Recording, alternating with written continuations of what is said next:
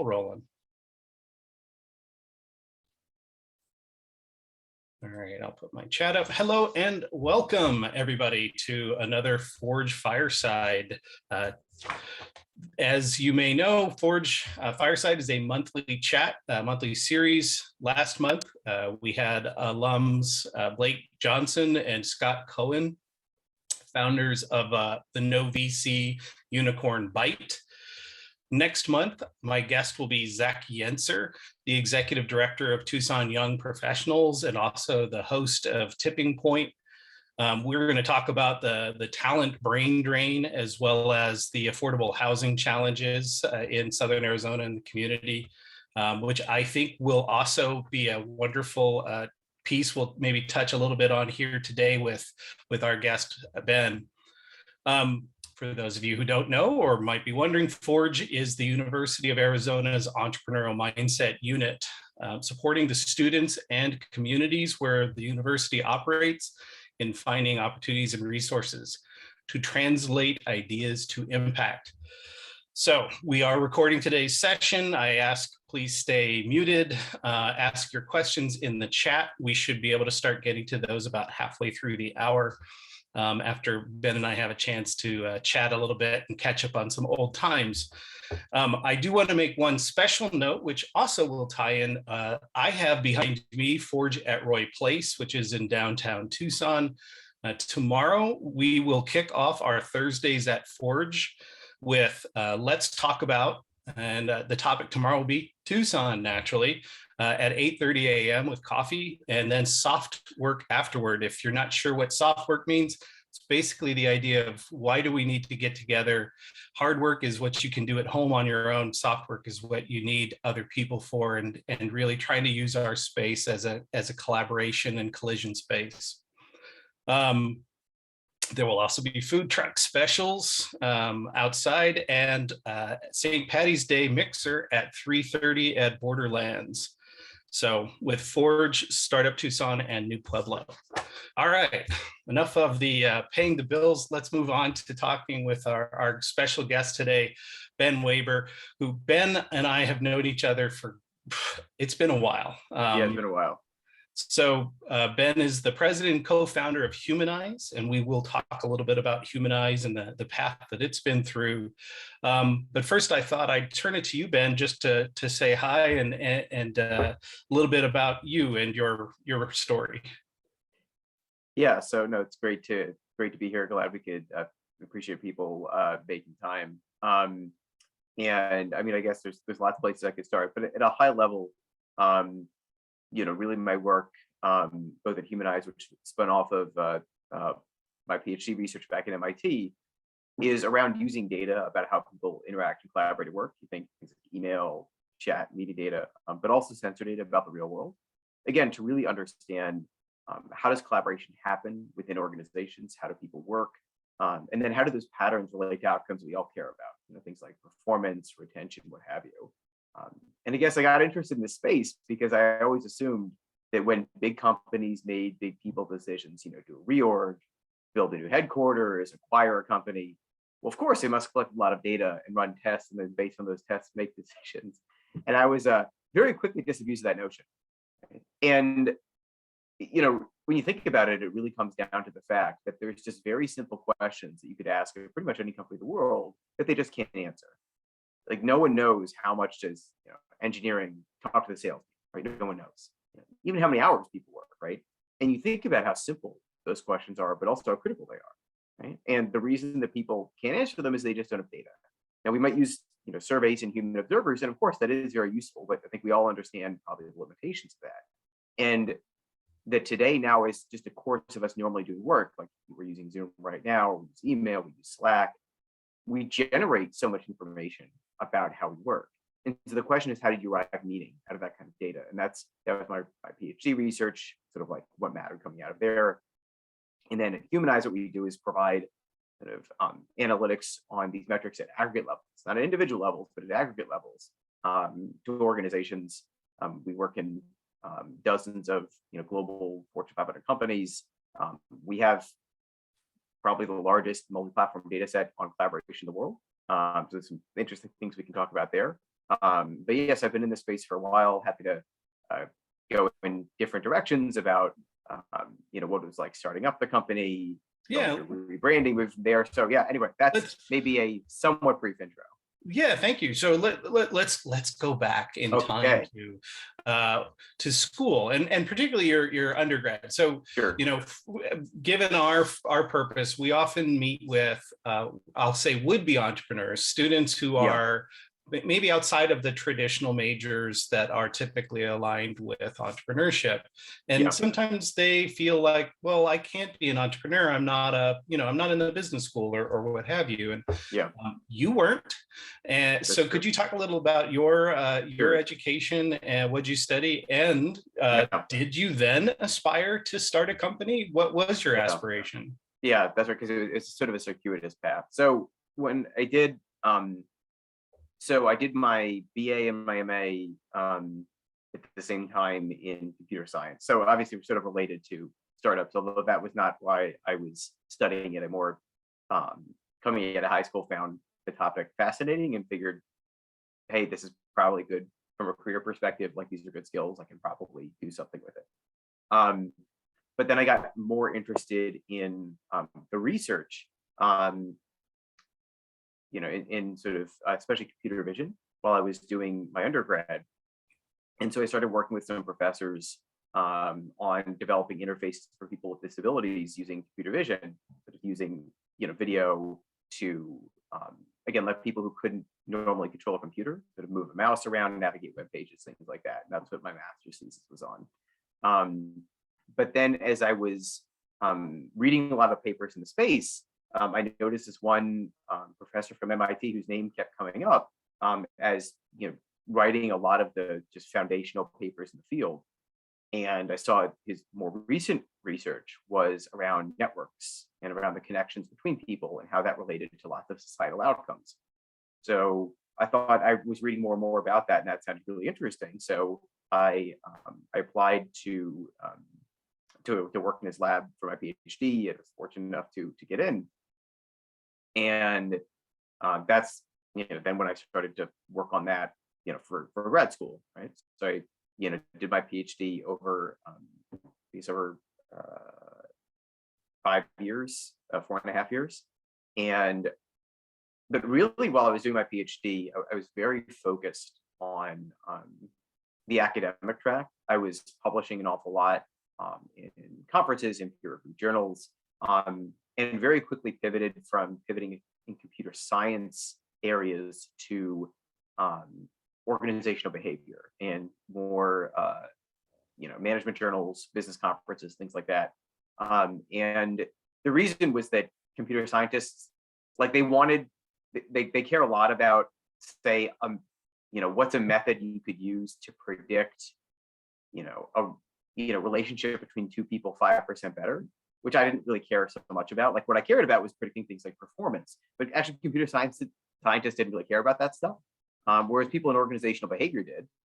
So the frustrating thing publishing in those fields was that using sensors, using email data to understand organizations was still very novel, and it's still somewhat novel, right? And so every time I'd write a paper, the first third of it was about, like, why is this even a valid method, which got pretty boring.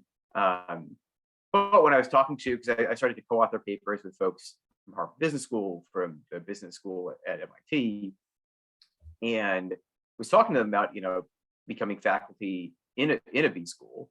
And what they told me was, like, listen, come do a postdoc over at Harvard Business School after you finish up, and that'll give you, like, you'll still look weird coming from the Media Lab. So that's where I did my PhD, is the Media Lab, which is technically in the Department of Architecture at MIT. It's a very weird place. Things like, so if you have kids and they learn to program using Scratch, that came out of the Media Lab.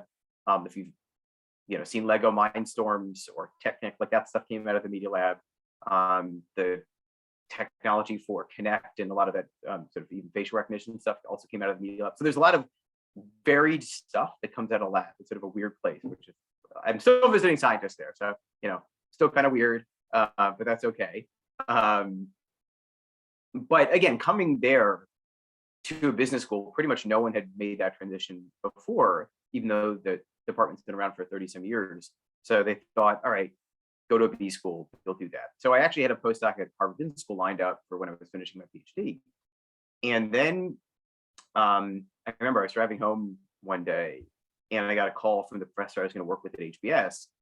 And he said, well, we actually just got a new dean, and the dean cut the funding in half for postdocs. And all the postdoc funding is taken up by existing PhD students who need to finish their thesis. So we don't have a position for you. And so I started freaking out, right? Because I had geared everything towards going the academic path, and I had sort of missed the application deadlines at this point for, most other positions. And so, I was thinking over the weekend what I actually enjoyed doing. And, a lot of the papers that we're publishing, even at that time, were things that I had literally done in the first year of my PhD, right? Like the academic publishing process is very slow. And I was also getting really tired of justifying, why was I using behavioral data to try to understand organizational behavior? Because, researchers have used surveys and, interviews for decades, and we know they have problems, right? So just to pretend that that actually is objectively better than behavioral data is pretty silly. And also I had already written papers, showing, okay, can predict these things, but also can do an awful lot of things that data can't do. So I shouldn't have to keep justifying it. And so it struck me that what I actually enjoyed doing was that during my PhD, we were going to real companies, collecting real data and showing what are the relationships between these, this data and outcomes. And then towards the end of, my PhD, we were actively changing how companies were being managed based on our analyses. And I could point to thousands of people who measurably like their jobs better, made more money, and their companies made more money because we did. And so that seemed worth my time. And so I said, all right, well, if I'm actually going to drive change in academia, if I think about all the techniques that folks in academia use, most of it came from industry. And so actually a way to make this more standard is to drive growth in industry. And we'd actually already incorporated one of the other guys, the three of us, we did a PhD together. We all co-founded the company actually about almost a year before we graduated. It was because one of the guys who's now our CFO actually, but who was originally our CTO, he was always going to do the company by himself. But basically, I just decided to give it a shot because my postdoc position evaporated, and I thought, worst case, it would, I can find something else, if this doesn't work out. But it has sort of worked out. So, we started for so we didn't take it. We actually lined up some of our first. So we had working technology coming out of MIT, which is important. We didn't exactly have a product, but we had the ability to collect and analyze data at pretty large scales about how people work and how to relate that to outcomes. And so we actually lined up a whole bunch of customers before we graduated. So we were able to hit the ground running. We didn't take any funding for years, actually. Sort of. And that was sociometric solutions, right? Yeah, so it was originally sociometric solutions. And then after we did our Series A, talking with our investors, we decided to rebrand to Humanyze. And part of that was also starting to move away.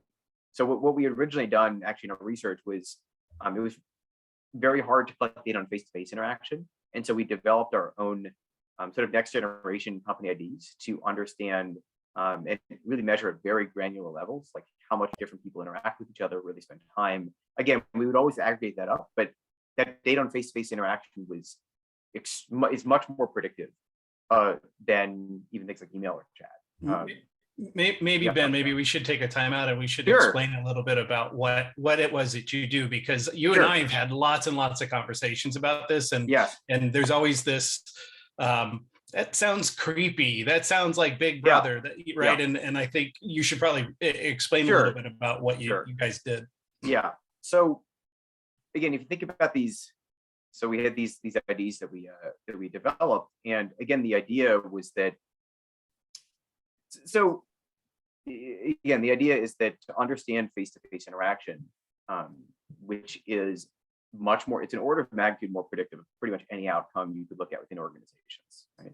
And again, we're looking at networks. So it's not about like, what does person A do Tuesday and Tuesday, because who cares, right? The question is, if people do behavior X 10% more, how much will performance go up, right? And to do that, you just need distributions. Like you don't actually need names or email address or anything like that, right? And so everything that we provide back is aggregated up to the group level, and there's always more than 5 data points grouped together. We can talk about that, but it means that it's provably, those metrics are provably anonymous. Like it's actually mathematically impossible to de-anonymize the data, which is important, right? And so originally we spent a lot of time working on these hardware devices to use so that we could collect data on face-to-face interaction, in addition to things like email and chat. But it became clear that as we were getting to larger and larger scales, that it wasn't feasible for us to manufacture millions of these devices. Like just wasn't going to be a thing.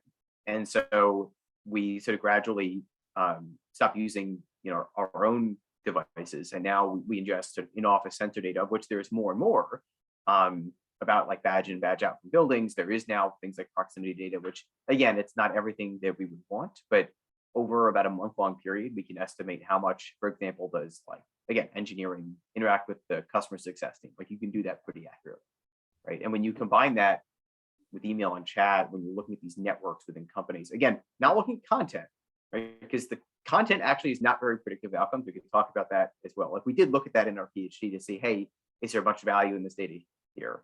And turns out like not really. And of course, there's a whole bunch of privacy issues that comes from looking at that data as well, right? So aggregating everything up, looking at networks, not looking at content. Again, really trying to go, even, we were doing this before, GDPR existed, but even at the time we were going above and beyond what that would eventually look like, right? And so, and again, what our customers use our technology for is things like, obviously right now it's been interesting because it's, which teams have been impacted most by working remotely. And so given how work has changed, which teams should come to the office, how often? And then as people come back, does it actually change how they work? Does this, did this make sense? And then again, so there's, that's what, our customers, you think of any people decision companies make. You think about reorgs, new processes, even things like, should we use Slack or should we use Teams, right? Like simple questions, but like the question, of course, is how does that actually change how people work?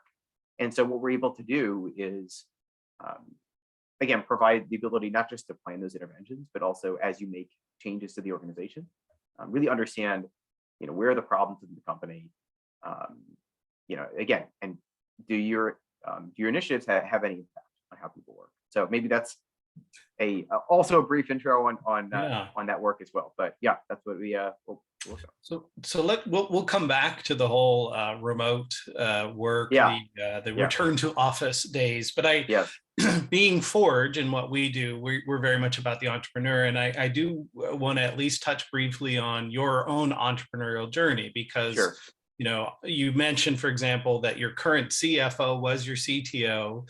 You were CEO. You're a president. You've been through this evolution. And what was it like to hand the reins off to somebody? Your baby, the thing that was great. It was great. So okay, let's talk about this. Okay, so first of all, like, how did I even become the CEO initially? So it turned out that actually when we incorporated the company, I actually wasn't in town. I wasn't in Boston at the time. I was at some conference or something. And my other co-founders, I guess you had to list who was going to be the CEO. So they just picked me. And they were just like, all right. So they're like, hey, Ben, you're the CEO. I remember it was funny. You're like, all right, whatever. And we all figured that I wouldn't do it anyway. But I ended up doing it. As the company grew, right? So especially early on, like everybody does everything. Although pretty quickly I got frozen out of coding because like I can write functional code, but that I don't write commercially like rigorous code, which is an issue. So they stopped. They didn't let me do that anymore after like a couple of years. But we got to a certain point where there's like a lot of stuff that frankly I just didn't enjoy about running the company. Like that matter is the thing, right? So like I really care about our technology, really care what we do. I really enjoy interacting with customers. I enjoy speaking externally on what we do, all those things, and I'm good at those things. But like what should the structure of our comp plan be, right? what, how should we, what are the evaluation mechanisms we should use for engineers, right? What's the career progression ladder? What all, how should even like the financing be structured? Like, I actually don't care about that, like at all. Like, that is not interesting to me. I hate that. I hate that stuff. And so that was taking up more and more of my time, and I hated it. And also, like, I got to be okay at a lot of those things, but I wasn't great at it. Like, I'm not great at a lot of those things. And so for me, it just came to a point where it's like, you could keep doing the, the CEO thing, but that, like, I'm spending 90% of my time on stuff I just didn't enjoy. And also that I didn't feel like I was great at. So why keep doing it, right? Yeah. And as we interviewed a bunch of people, right, like I found someone who Ellen Nussbaum, who's our CEO now, who I felt like could be a great partner, and she's been excellent, right? And I think that's yeah, and so I've had no, like, that's been very enjoyable, because again, it's like people ask me about comp plans. You're just like, that's not my department anymore. Like, you go talk to Ellen, like, go knock yourself out. Again, some people get that, and again, if that's like your skill set, if your skill set is being like a great, like operator or things like that, like that's excellent, right? It just, that's like, I'm not great at it, and I really don't like it. So why should I keep doing it? Basically. So often when I'm working with early stage founders, I talk about that there are three types of CEO. There's the start, there's the grow, and there's the run. And and it is exceedingly rare to find someone who is all three. There's a lot of folks out there who really enjoy the start part of it, right? Creating something new. And I think academia has a number of those folks who have, 5, 6 companies that they've all started, but then they hand off to somebody to grow it and run it. But I think the key is recognizing that in yourself, what your sort of strengths and weaknesses, likes and dislikes are, because often it's easy to kind of see it as my creation, my thing, and I don't want to give up that control. And so that's, I think, a really great lesson for the entrepreneurs out there. I mean, one thing I'll also say, and this probably comes out from like the fact that I didn't even plan to start this company. Like, I'm never starting another company again. Like, just to be clear, like totally clear, right? Like, I actually hate that process. Like, I didn't enjoy, like, early on in our history, right? Like, if we didn't get paid by a client, this before we took funding, right? Like, we didn't get paid by a client, like, our employees weren't going to get paid, right? And like, that was really hard. That was really hard. And I like the thing is I really care about what we do. Like, at this point, I can actually point to millions of people, literally, who measurably like their jobs better. They make more money, their companies make more money, again, because we do. And as soon as, but also felt like if we didn't do this, I don't actually think that someone else would do this in, for a while, for decades. And so to do this, to push things forward, and also to, directly help people, like, that's why I want to do it. But that, like, I don't actually enjoy like the rest of the process, right? And so maybe this gets into like, at this point, things have gotten like sort of more stable, and it's certainly more enjoyable. But like this earlier stage is not, for me, like, personality wise, like, I like stability, which not stable early on, right? And so at least for me, being able to grind through, because we, there's been plenty of hard times, like, running, building the company, right? Grinding through that, the only reason I was able to do that is because I care about what we do. Because again, if you're being like totally rational, it's, in most cases, like, it's probably a poor economic decision to start a company. Like, if we're being honest, right? Because your probability of success is very low. It just is, right? Like, and so this, right? And we've been very fortunate. And I can point to many instances where we just got insanely lucky. Like, to be totally clear, right? Like, there's many points in our history where, like, we had a customer say yes, we did investors say yes. We're like, if that one had said no, we wouldn't exist, right? And it wasn't like we did. It's just chance, basically, right? Yeah. And so, you have to understand that, right? Like, going in, right? That, like, that's going to happen. That you might, but it cuts both ways, right? Like, if the company fails, like, it's not to say you don't take lessons away from that, but it's not to say that you didn't do things you should have done. It's just like, you weren't lucky, right? But But also, if you're successful, you have to realize that you probably got really lucky, and that's okay. But appreciating that means that you constantly question what you're doing, and just because you did something in the past and it worked, not saying that, oh well, that's why you succeeded, because that's like unclear. That's why you succeeded, right? It might have been a little bit, but you could have succeeded in spite of that, right? Like the examples I like to think about, and apologies if there's someone from, for example, like from Netflix here, right? But like, folks probably remember for years, people would point to Netflix's culture deck, right, that they would have about like their company culture as something like, wow, that must be why they're successful. Well, it turns out their company culture is awful, right? And that it really was, it's most likely just that, their product is excellent. They got lucky in terms of timing, and that's why they're successful. But their culture was actually like, they succeeded in spite of it, right? And so, for as you're making these, management decisions, and it is something that, I've done internally at Humanyze, and we've continued to do.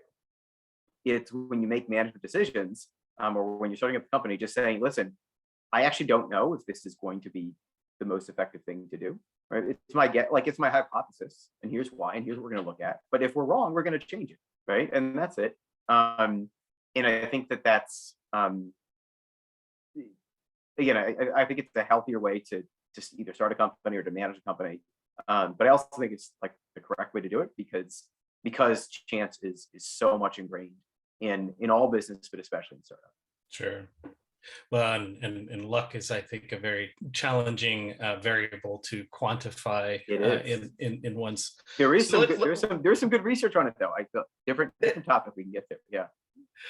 So let's you had there was the many faces of hybrid work. Yes. Because I think, while you and I could geek out on organizational management and like, this aspect, I think everyone on this can relate to this idea of being locked at home for a period of time.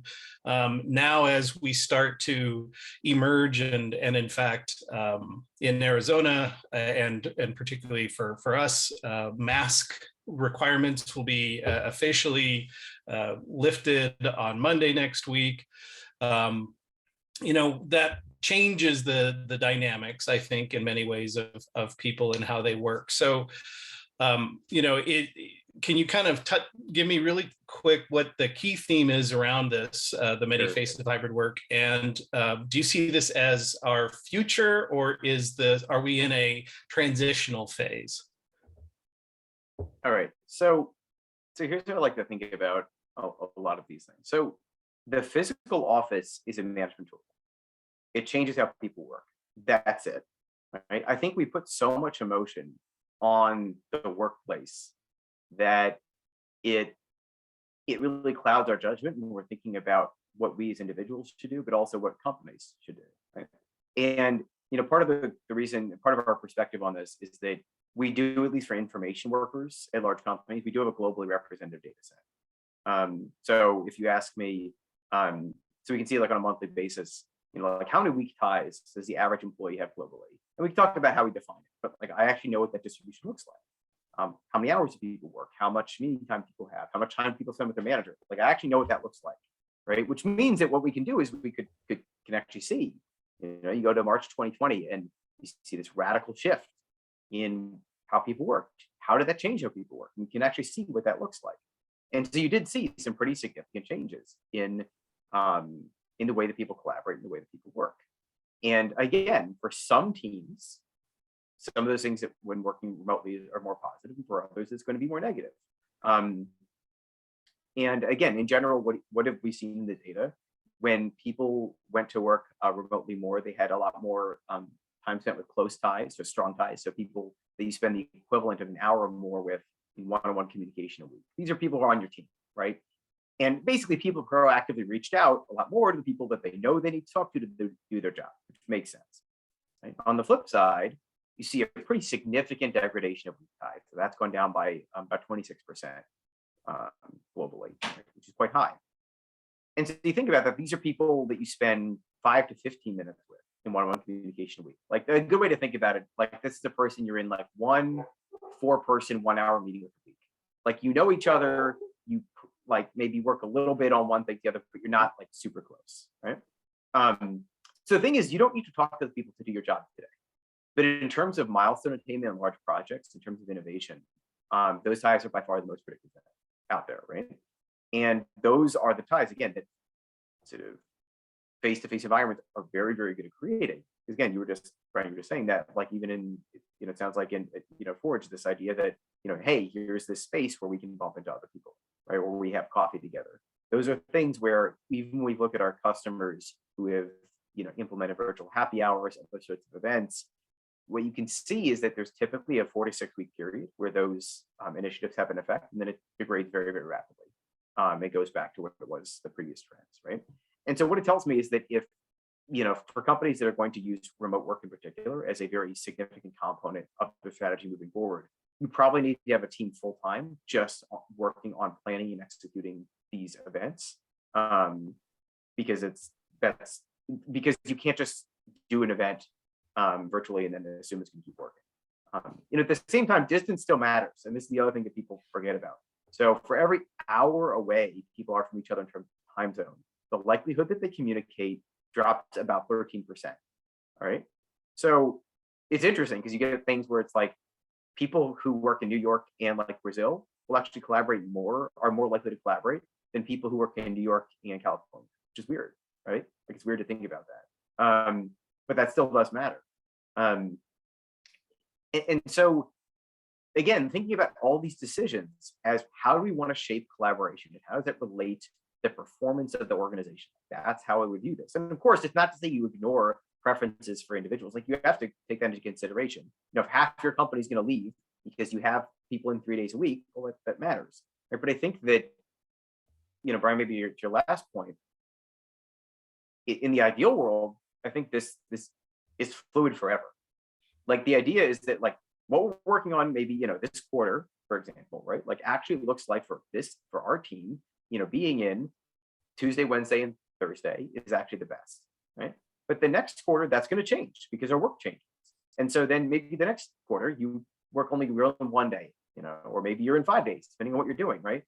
Maybe you work more out of a university campus, 2 days. And then, but again, the issue is that individuals, like we as individuals, do not have the perspective to understand which of those is actually better for the performance of our organization. So all we see are ourselves. If you say, well, if I go into the office today, how does that affect the work of this other team? You actually have no idea, right? And that's really where data and analytics comes in and can become very, very powerful.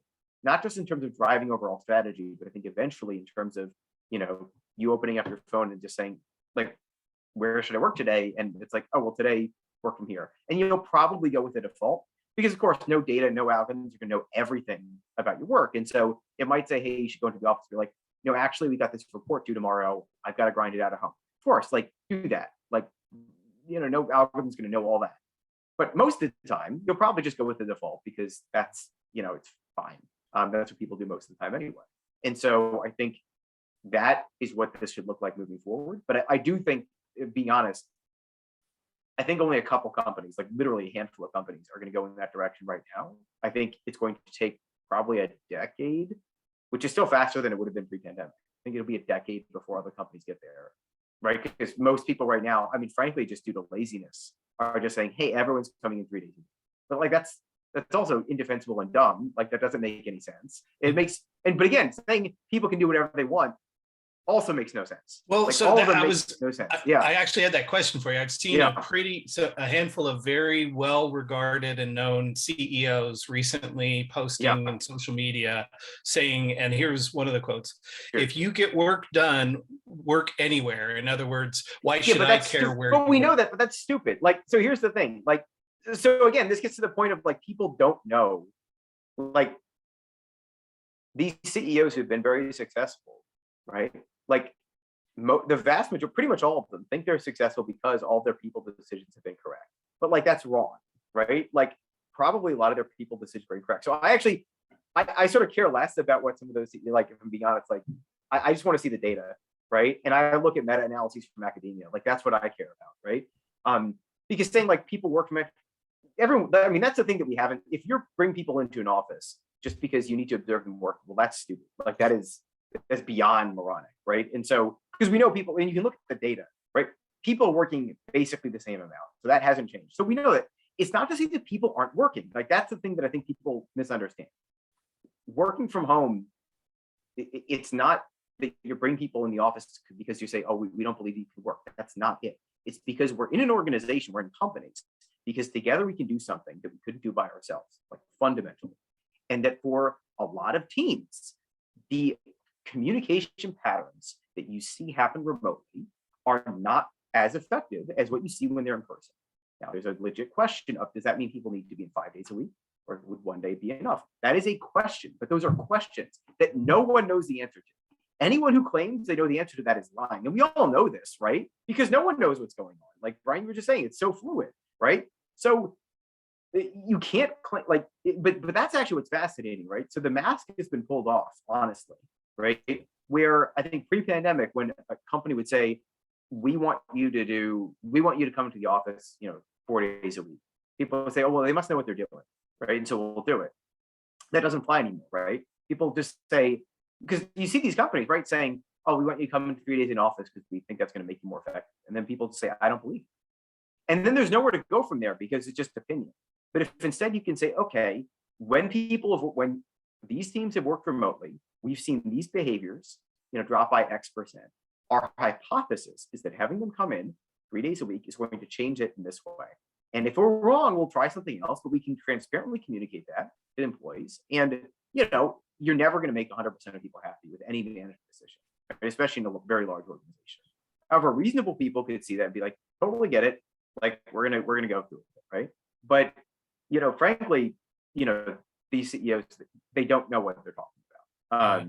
Anyway, and I think it's just due to laziness. I mean, honestly, because it's easier to just say everyone do whatever you want, or everyone come in 3 days a week. Like that's easiest, right? I mean, it is, right? Versus, hey, we're actually going to look at the data. We're going to try to figure out what's actually going to make us more effective. We're going to message that to different teams. Like that is more work, but you would argue that especially if you're like a public company, isn't your job supposed to be to like improve the performance of the organization, and not just the performance, but also like the employee experience, like all these things. So again, the more successful companies are going to do that.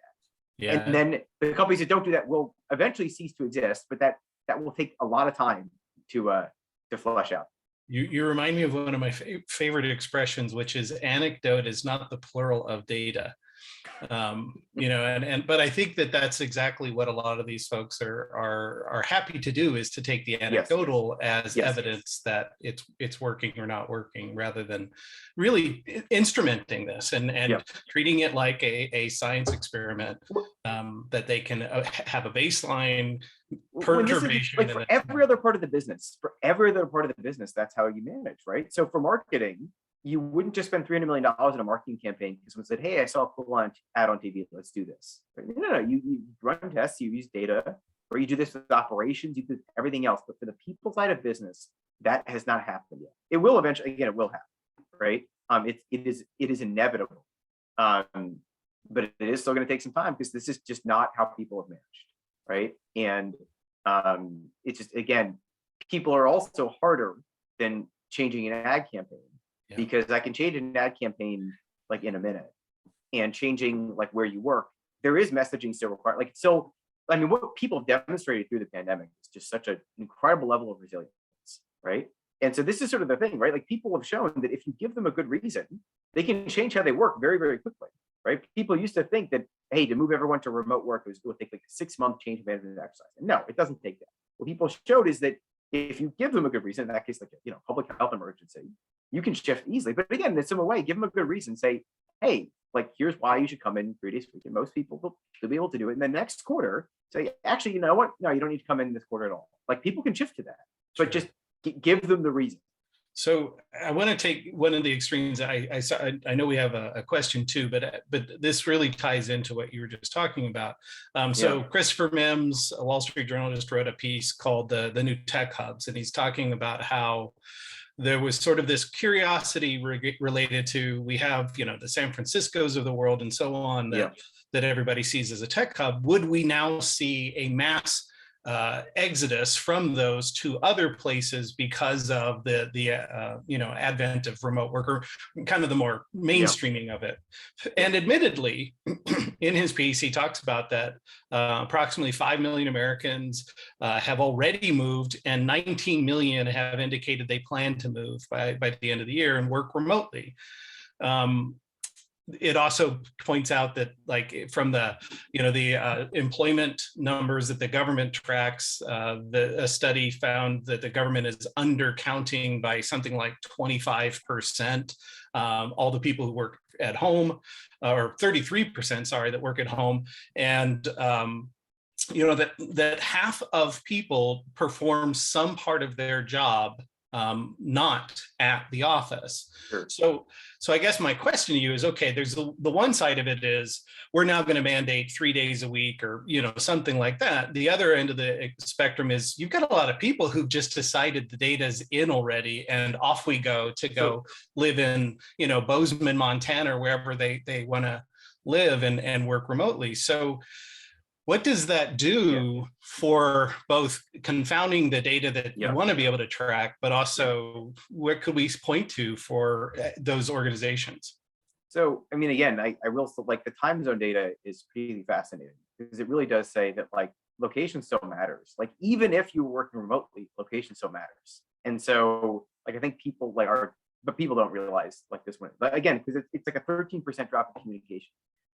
But you're not going to feel that for the vast majority of interactions you have. You're just not going to individually feel that. And I do think, like, I always want, like, again, I'm just to be clear, I am not a sort of like labor migration expert, right? So I'm only, cursorily familiar with the research in the space. I will say that it does appear that the actual migration patterns now, like, they were, compared to pre-pandemic, like, it's like 5 million people move, but, like, how many people move in an average year? It is more, but it's not like we're talking like 0 people move before. No, like, people move, right? And will there be a diffusion? Like undeniably, there will be a greater diffusion. At the same time, if you think about what tends to drive innovation in terms of these weak ties, which is data is pretty clearly shown, are extremely difficult to create, not impossible, but very, very difficult to create remotely. It still seems very likely that these geographic hubs, which, again, just to be clear, throughout history, if you look at, like, human history, there's great papers on this, which I am familiar with, that population density is by far the biggest predictor of productivity and innovation historically. And that has actually continued to be true during the pandemic, just to be totally clear. But of course, there are other places that have high population density besides San Francisco, Boston, New York, like there are, right?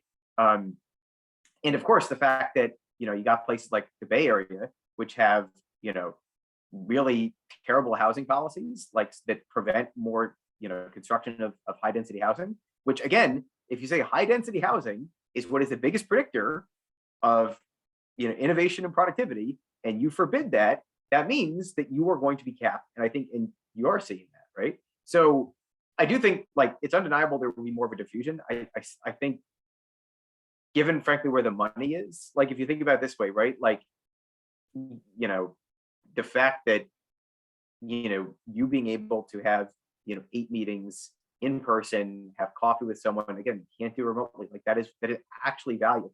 I'm not saying that it should be in an ideal world, but I'm saying that that's what it is. And so I still think eventually, like, we'll get to a point where technology can maybe recreate some of those things, but I think we're really, really far from that. I think, like, hopefully in our lifetime that happens, but, like, I'm not sold. I haven't seen anything, and I haven't seen anything in the data, whether this is, like, I've been intrigued by some of these other platforms that try to change sort of virtual interaction to maybe do some of these things, like GatherTown, if people are familiar with that, is quite interesting to me. Also Spatial, which is a virtual reality thing, is interesting, but I haven't seen them adopted at wide enough scale for me to get, like, any kind of data that shows any kind of confidence that this can recreate those patterns. And I think that's what you would need to really have a big diffusion. But I still, even with that, the time zone thing is hard, man. Like, even if you get that, like, there's still this time zone factor. And so I don't know. Maybe we never totally get there. Yeah. You may recall that I think when we met, I had an office in Boston, an office in Paris, and I live in Tucson. So I feel you on the Yeah, geographic yeah, time zone distinctions. So we've talked a little about both the geography, the technology side of things.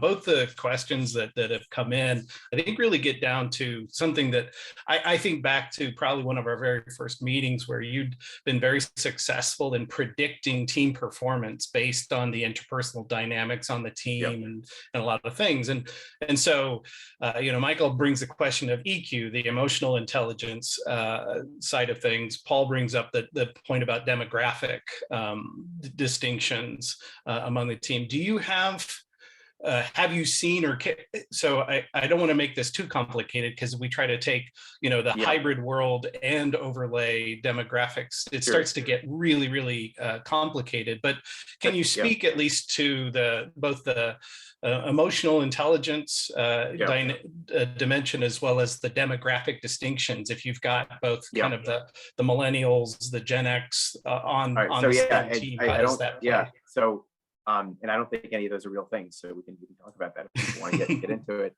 I mean, age matters, but it's not like it's not a generational thing. It's more of age. Anyway, and also actually how many years people are in a company matters. But anyway, but of course, the first point to make is that these things are complicated, right? Like there are intersecting factors here. If we think about, for example, remote, having a more remote friendly work policy, right? Is that you can hire people, like let's say that you're in a predominantly white area. And so if you only hire in that area, you're going to have mostly white employees, which we just know. Not only could you say like morally is that questionable, you could also say like even if only all you care about is company performance, you're going to perform lower. Like there was decades of research on this. Like your performance as an organization is going to be worse if your employee demographics are more homogenous. Like that's just true. So even if the moral argument doesn't do it for you, which does it for me, like that does it for me. Like that's enough. Saying it shouldn't matter where people come from or what they look like. Everyone should have an equal shot, which we just know isn't the case, right? So it does matter.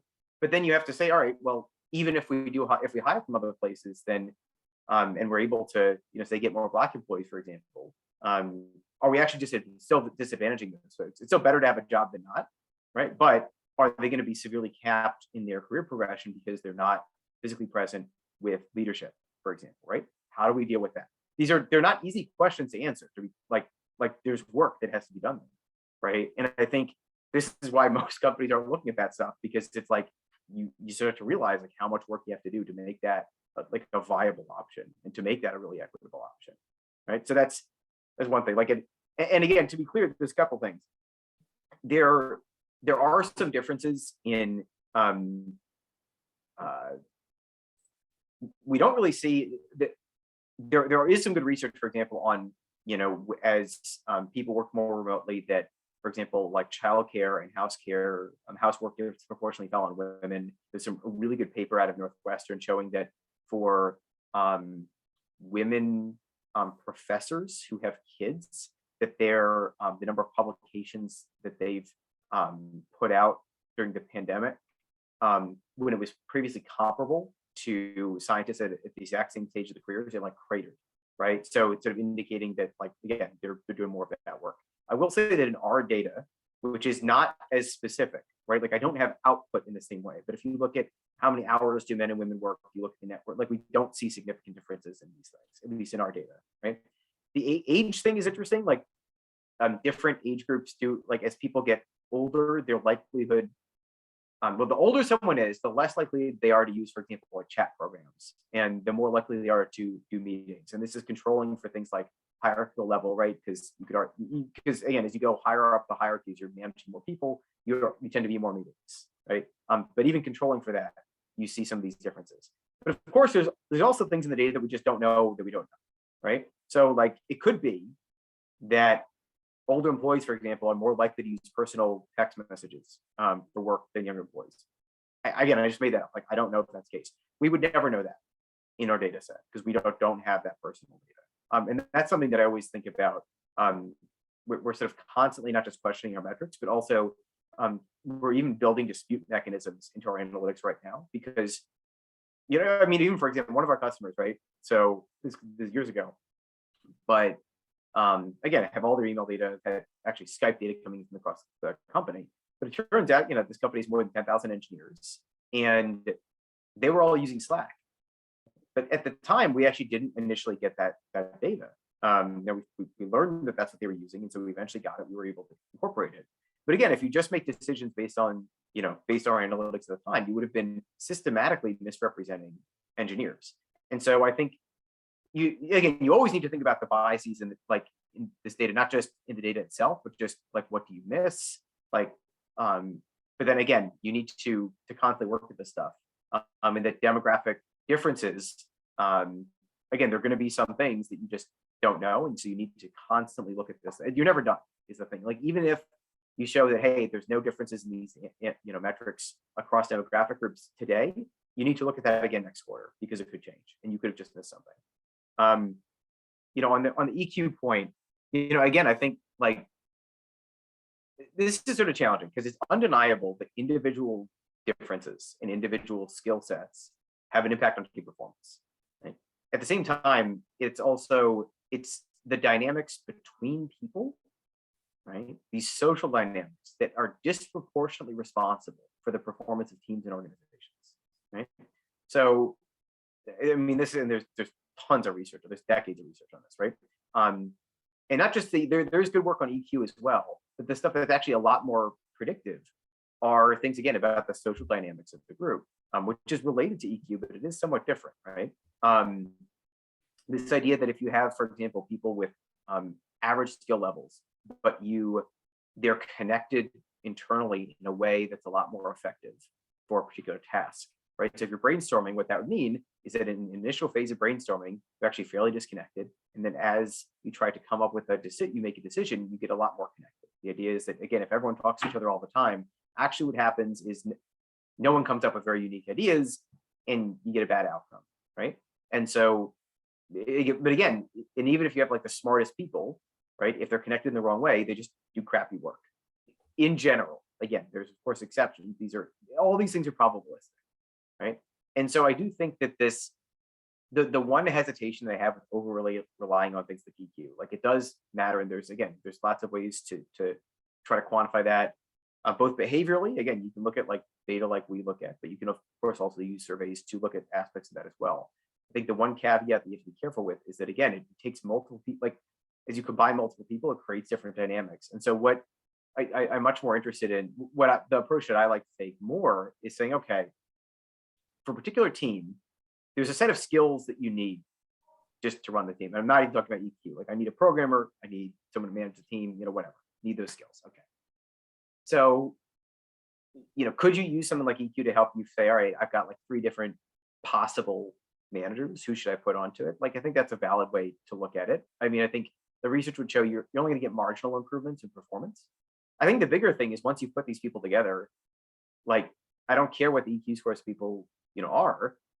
That is, if nothing is even close to a perfect predictor of team performance. What I would want to do is just look at, all right, what are the dynamics, right? And again, this is just general management, right? I mean, what the data does is give you a, much more quantitative view of what's going on, and they can do it across a lot more people.